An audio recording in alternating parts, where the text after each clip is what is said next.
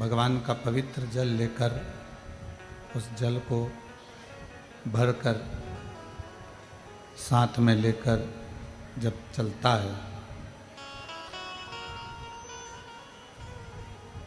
और धीरे धीरे जब वो मंजिल तक पहुंचता है, जितने जितने कदम मंदिर तक उसकी मंजिल तक पहुंचने के होते हैं, उतना उतना कष्ट उसके शरीर में और बढ़ता चले जाता, थकान और बढ़ती चली जाती।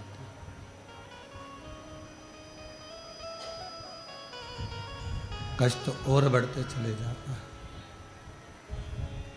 और जब शिवालय तक पहुंचता है, भगवान शंकर के मंदिर तक पहुंचता है, शिवालय तक पहुंचता है, भगवान शंकर के मंदिर देवालय तक वो जब पहुंच जाता है,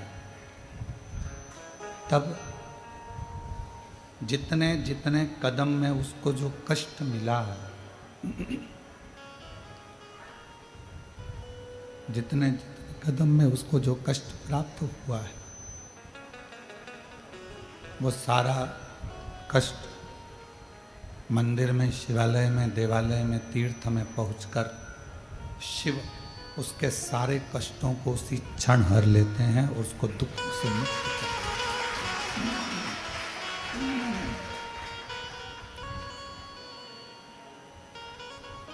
अब चाहे 12 ज्योतिर्लिंग हो, चाहे कुबेरेश्वर बाबा की पवित्र धरा हो, चाहे आपके नज़दीक का कोई शिवालय हो, कोई आस्था का केंद्र हो, भगवान शिव का कोई धाम हो, जहाँ आप एक विश्वास के साथ, भरोसे के साथ, दृढ़ता के साथ भगवान के उस धाम पर जा रहे हैं। जितने जितने कदम आप भगवान शिव के द्वार तक जाने में लगते हैं, जितने कदम आप चलते हो,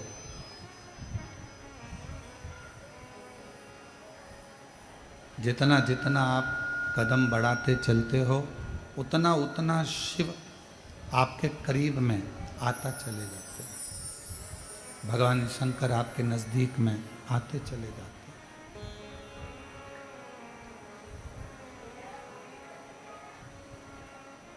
कई लोग अपने भाग्य को कोसते रहते हैं, अपने भाग्य को कोसते रहते हैं। कई लोग अपने भाग्य को कोसते रहते हैं।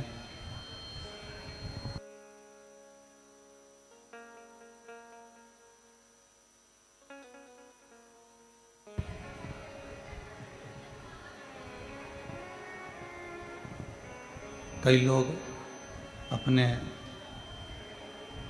भाग्य को कोसते रहते हैं और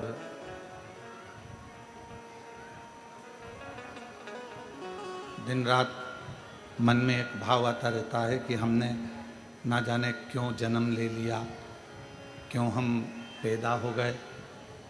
भगवान ने सारा दुख, तकलीफ, सारा कष्ट हमको ही दे दिया। भगवान ने सारा दुख, सारा कष्ट हमको ही दे दिया।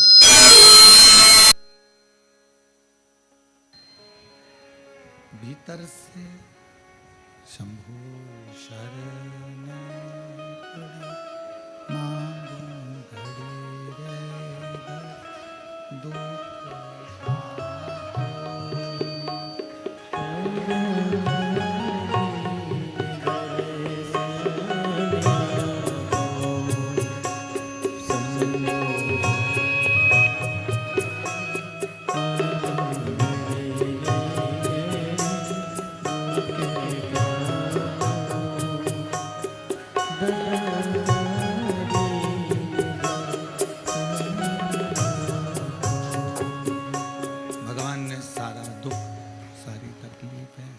कष्ट क्या हमको ही दे दिया?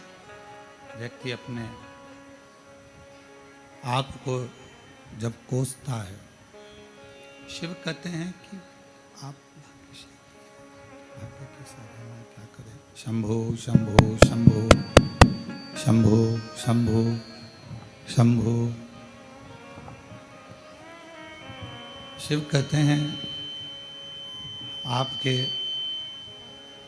भाग्य की सराहना क्या करा जाए।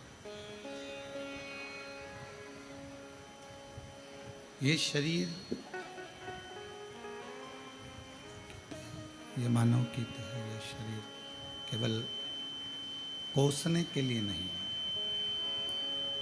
ये मानव की देह, ये शरीर अपने आप को कोसने के लिए नहीं है। ये मानव की देह, ये शरीर बड़ी मुश्किल से ना जाने कितने कितने कितने कितने दुख, कितने कितने जन्म हमने झेले होंगे, कितने जन्म हमने निकाले होंगे, तब जाकर ये मानव का शरीर प्राप्त हुआ है। और इस मानव शरीर को यदि आप दिन रात कोस रहे हो तो वो श्रेष्ठ नहीं। इस मानव शरीर में जो बक्से लगे हैं वो तो सही लगे हैं, उसको वहां से सेट करो।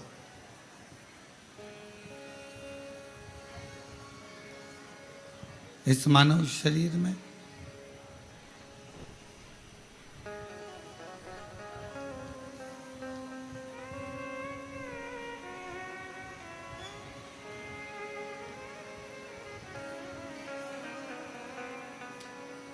ये मानव शरीर के अंतर्गत एक परमात्मा की ज्योति इस शरीर के अंदर रहती है, और वो परमात्मा की वसरेंद्र, परमात्मा की ज्योति ही, आवाज आ रही है पीछे? नहीं आ रही। एक परमात्मा की ज्योति ही हमें परमात्मा से मिलाने का कार्य करती है। और शंभु शरण मांगो घड़ी दूर दया दर्शन आखो। शंभु शरण मांगो घड़ी रे दुख काटो दया।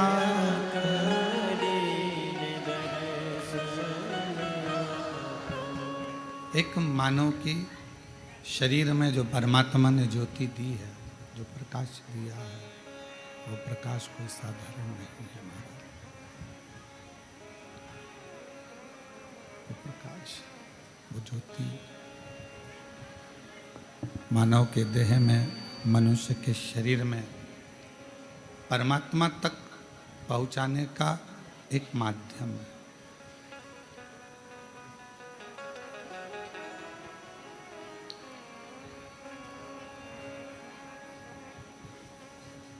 जब आप किसी ज्योतिर्लिंग में, भगवान के ज्योतिर्लिंग का दर्शन करने के लिए पहुंचते हो,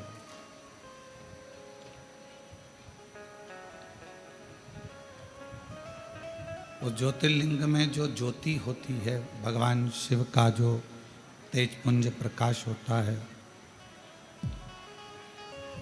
वो हमारे हृदय में जो ज्योति विराजमान होती है, जो ज्योति हमारे हृदय में रहती है, वो ज्योति शंकर के शिवलिंग की ज्योति, सामने भगवान शंकर के शिवलिंग की ज्योति, और एक हमारे मन की, आत्मा की, हृदय की ज्योति, उन दोनों ज्योतियों का संगम भगवान शिव के दर्शन के समय पर होता है।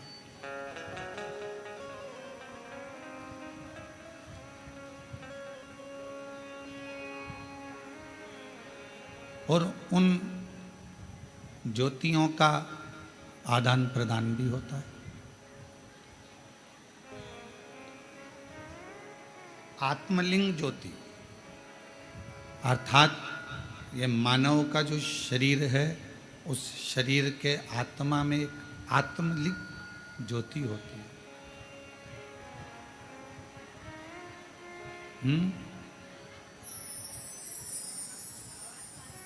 एक आत्मलिंग ज्योति होती है।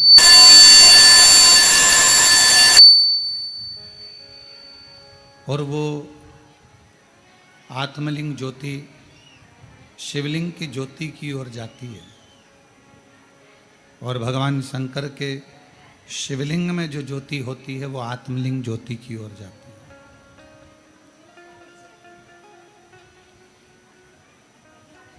ये दोनों ज्योतियां आदान प्रदान होती हैं। दोनों ज्योतियां आदान प्रदान होती रहती हैं। शिव महापुराण में 12 ज्योतिर्लिंग के दर्शन की बड़ी महत्वता है। स्कंद पुराण में भी 12 ज्योतिर्लिंग के दर्शन की बड़ी महत्वता है।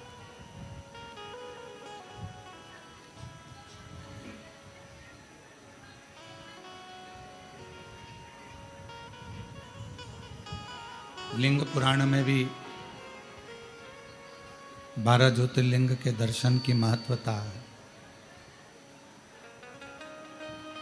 उन ज्योतिर्लिंग में पहुंचना और भगवान शंकर के उन ज्योतिर्लिंगों का दर्शन कर कर आत्म ज्योतिर्लिंग, आत्मलिंग और उसका प्रकाश, और जो सामने शिवलिंग है, ज्योतिर्लिंग है, उसका प्रकाश।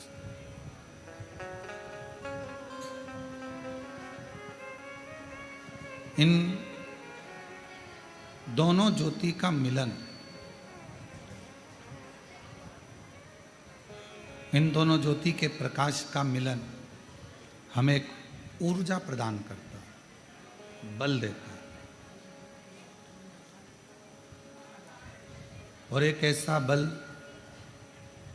जिसके बल से ही हम संपूर्ण जगत का, संपूर्ण विश्व का कोई अच्छा कार्य कर पाते हैं। कावड़ लेकर आए हो आप लोग? कौन कौन लेकर आया था? सभी लोग लाए हो? रखवा। तो जब कावड़ लेकर आप लोग चलते हैं, कावड़ लेकर जब आप लोग आते हैं, आप अपने घर में तो इतना चलते नहीं हो। चल पाते हो क्या? नहीं। इतना भूखे भी नहीं रह पाते हो। बार बार पानी भी पीना होता है, बैठना भी होता है, कार्य भी करना होता है, पर पाँव में छाले पड़ रहे हैं, एड़ियाँ दुख रही है, पाँव पूरा नस नस तड़प रही है, और तो भी आपके मन को, आपकी आत्मा को कोई बल दे रहा है। और उस आत्मा को, आपके मन को कोई बल प्रदान कर रहा है कि अभी और चलना है, और चलना। और बारंबार अगर कोई बल इस मन को, इस आत्मा को, इस चित्त को दे रहा है, तो समझ लेना पाँव दुख रहे हैं, बैठने का मन कर रहा है, पर भीतर से एक बल और मिल रहा है कि बस थोड़ा और बचा है, चलते चलो। जो बल दे रहा है वही शिवलिंग के तेज का बल, वही बल भगवान शंकर के तेज पुंज का, ज्योति का बल, वही बल। और वो बल केवल तुम्हें कावड़ की यात्रा के लिए ही नहीं मिलता, शंकर भगवान के मंदिर में जो रोज प्रतिदिन भगवान शिव जी को जल समर्पित करते हैं, जो भगवान शिव के मंदिर में रोज भगवान शंकर की आराधना करने के लिए हैं, जो रोज भगवान शिव की अविरल भक्ति में डूबते हैं, जो रोज भगवान शंकर का अविरल भजन धारण करते हैं, उनको शिव एक आत्म बल प्रदान करते हैं। 5 वृक्ष ऐसे बताए हैं स्कंद पुराण में, शिव महापुराण में, विष्णु पुराण में, कूर्म पुराण में 5 वृक्ष ऐसे बताए हैं कि जिनके नीचे से अगर व्यक्ति मात्र निकल कर भी चले जाता है तो बल प्राप्त हो जाता है।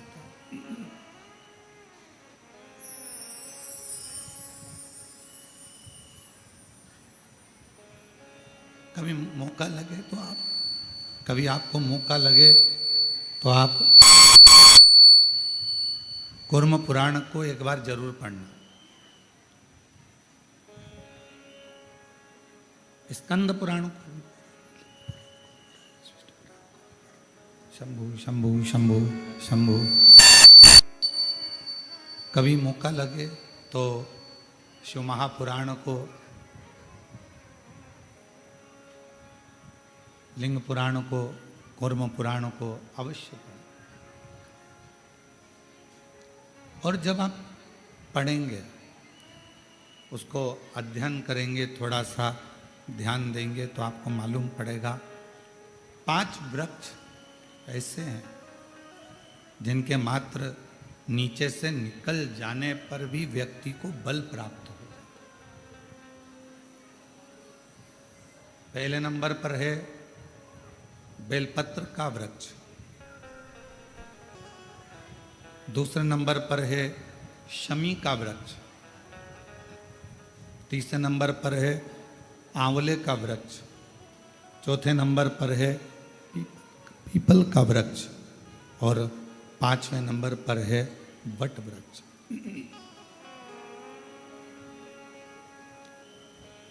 ये 5 वृक्ष,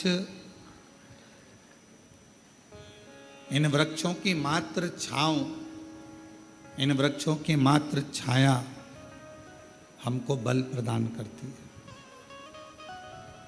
हमें एक अलग से एनर्जी देती है, हमको अलग से बल देती है, अलग से एनर्जी देती है, अलग से बल प्रदान करती है। और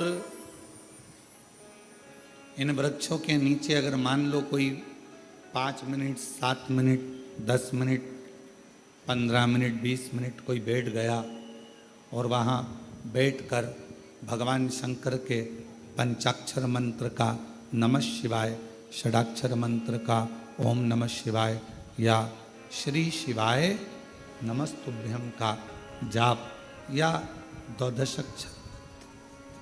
द्वादशाक्षर मंत्र ओम नमो भगवते वासुदेवाय का जप, राम नाम, कृष्ण नाम, शिव नाम का जप यदि कोई मन से इन वृक्षों की वृक्षों की छांव में बैठकर यदि करता है तो उसको उसका फल अवश्य प्राप्त होता है, उसका फल उसे अवश्य मिलता है।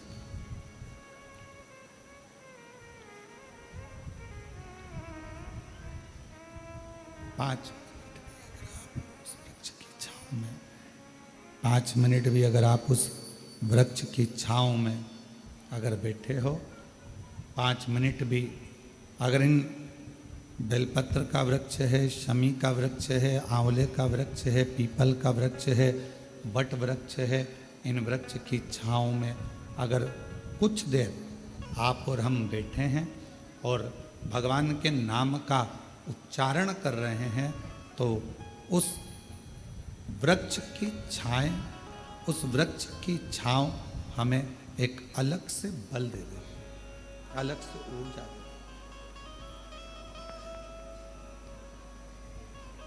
और मेरी जीजियों, मेरे जीजाओं, मेरी बेटियों, बेटाओं, मेरी माताओं, मेरे भाई, मेरी बहनों, एक निवेदन करेंगे कि कभी यदि बहुत ज़्यादा रोग शरीर में अगर ग्रसित हो गया और रोग छूट नहीं रहा, तो शमी के वृक्ष के नीचे बैठकर या तो भगवान शिव का नाम या भगवान श्री गणेश जी महाराज का नाम, जैसा तुम जप सकते हो, जैसा तुम बोल सकते हो, जैसा तुम भज सकते हो, वैसा भजो, वैसा करो, जैसा तुमसे बन जाए। शंभु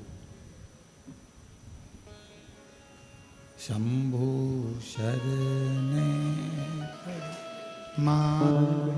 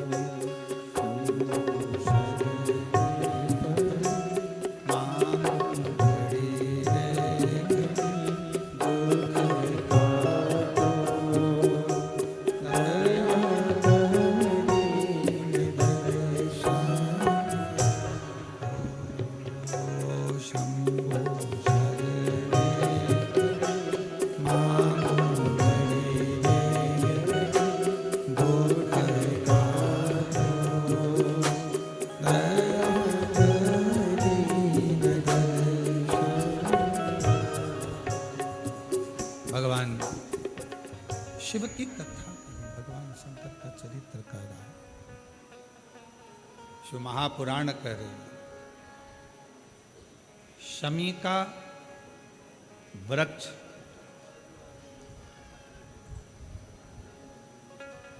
हमारे शरीर में जो रोग होता है, उस रोग के जितने भी तत्व होते हैं उनको शमी का वृक्ष खींचता।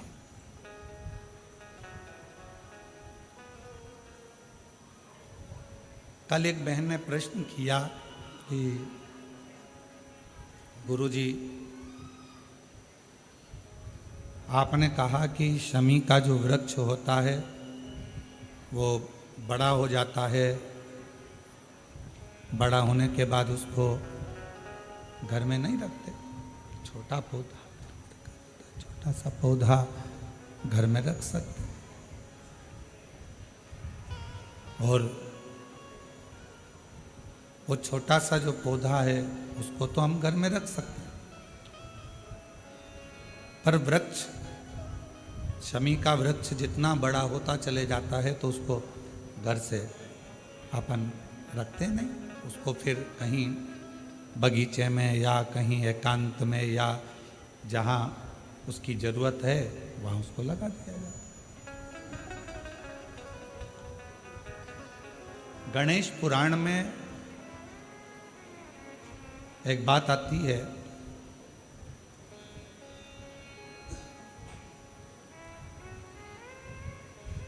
कि शमी का जो वृक्ष होता है वो रोग को खींच लेता, बीमारी को खींचता, तकलीफों को खींचता, दुख को खींचता, शरीर के रोगों को वो खींच लेता। तो शिव महापुराण की कथा में और गणेश पुराण की कथा से एक बात सीखने को मिलती है कि पौधा छोटा रहेगा, छोटा रहेगा तो आप उसका पूजन भी कर सकोगे, पत्ते भी ले सकोगे, शिवजी पे भी समर्पित कर सकोगे। और घर के अंदर यदि कोई तकलीफ में है, कष्ट में है, तो उसके दुख को भी वो खींच ले, उसके कष्ट को भी वो खींच ले, उसके कष्ट को, उसके दुख को वो खींच लेता है, उसके कष्ट को, उसके दुख को वो खींच लेता है। पर जैसे ही शमी का पौधा बड़ा हुआ, शमी का वृक्ष बड़ा हुआ, और उस वृक्ष के इर्द गिर्द से अगर कोई निकल कर जा रहा है, शमी के उस वृक्ष के आसपास से, इर्द गिर्द से अगर कोई निकल कर जा रहा है, तो उसके भी रोग को वो खींचता, उसके भी रोग को वो खींचता। तो हमारे यहाँ सनातन धर्म में सर्व जगत के हित की बात कही जाती है कि शमी का जब पौधा बड़ा हो जाए, शमी का वृक्ष जब बड़ा हो जाए, शमी का पौधा जब बड़ा हो गया, तो उसे कहीं अच्छी जगह पर लगा दिया जाए, जिससे सर्व जगत के दुखों को वो खींचता रहे, सबके रोगों को वो खींचता रहे, समाप्त करता रहे, सबके रोगों को वो खींचता रहे, समाप्त करता रहे, सर्व जगत के हित। छोटा है पौधा अपने नजदीक। शिव महापुराण में 5 वृक्षों का जो वर्णन किया गया, पहले नंबर पर है बेलपत्र का वृक्ष, दूसरे नंबर पर है शमी का वृक्ष, तीसरे नंबर पर है आंवले का वृक्ष, चौथे नंबर पर है पीपल का वृक्ष, और 5वें नंबर पर है वट वृक्ष। ये हमको बल देते हैं, और हमें जो बल प्रदान करते हैं, हमें जो एनर्जी देते हैं, हमारे दुखों को ये नष्ट करते हैं, हमको एक अलग से बल इन पौधों से, इन वृक्षों से प्राप्त होता है, हमें प्राप्त होता है। और वो जो बल है, और हमको जो बल मिलता है इन वृक्षों के नीचे बैठकर, इन वृक्षों के नीचे भगवान का भजन कर कर, स्मरण कर कर, कीर्तन कर कर, मंत्र जाप कर कर, नाम जाप कर कर, वो बल एक अलग ही बल है, वो बल एक अलग। और शंभु शरणे मांगू घड़ी रे,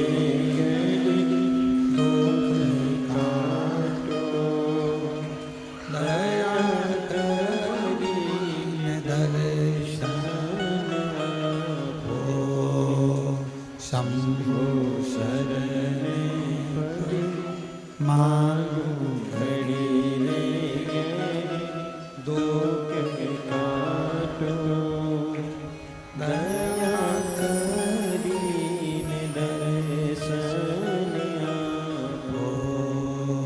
शंभु शरणे मांगू घड़ी रे, दुख काटो, दया करीने दर्शन आपो।